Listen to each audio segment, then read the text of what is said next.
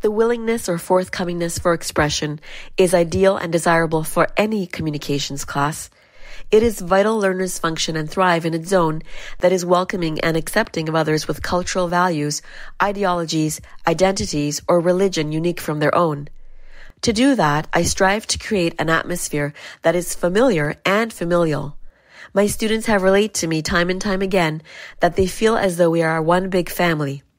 The school experience must come to life and should be charged with a vibrancy and dynamism that evokes a camaraderie in which each member feels as if they are part of something bigger than themselves, like a collection of tiles in a colorful mosaic. Students are led to feel we are a calm family, a community of learners in which mistakes made during class are not frowned upon, but crowned upon. They soon realize that erring in class can be a tool for oneself or someone else to benefit from. Albert Hubbard says, the greatest mistake you can make in life is continually fearing that you'll make one. Hi, I generally introduce myself and allow students to introduce themselves with the use of maps. So after introducing myself and discussing where I'm from in the Caribbean, I open up the floor asking students, tell me where you're from and let's find it on the map. So basically we can then scroll across the planet, and sometimes we can look at the various areas in China, sometimes we can look at the various areas in Pakistan or India, sometimes we can marvel at the long coastline of Vietnam, sometimes we can look at the difference in size between Iran and Iraq, and even the fact that some countries in Europe are landlocked. Other times we can look at within Ontario, for example, how far everything is from each other. If you wanted to take a drive from Toronto to Montreal, how long it would take us.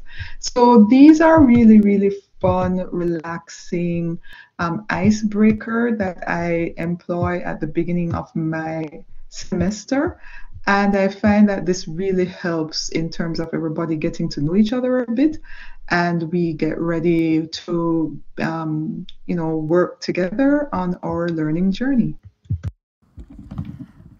I find it really useful to have a consistent structure for my classes that allows for space and time to check in and ground ourselves before we begin the collaborative work of learning. When teaching online, I do the same thing every week. So I first let folks know I'll be in the digital space 15 minutes early in case there are things people want to chat about beforehand. As folks come in, I try and greet them in the chat by name, and then I allow for 5 minutes after our start time for folks to get really settled. Once we're all there, I ask folks if there's anything they need to access the space today. I check to see if everyone can hear and see each other and remind folks about the different ways they can participate in the chat, using their mic, using a shared whiteboard, etc.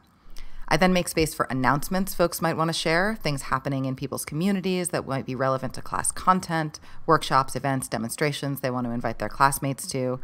And then we do a quick go around. So every week I ask folks to share their names and pronouns if they'd like, and give us a word or two to let us know how they're feeling today. And that's what we do before we begin the actual content work. By integrating contemplative pedagogical practices and by attempting to meet students where they are at in terms of their lived experiences and their positionality, I embrace uncomfortable conversations and student resistance because it allows me to encourage continuous self-inquiry and self-reflection.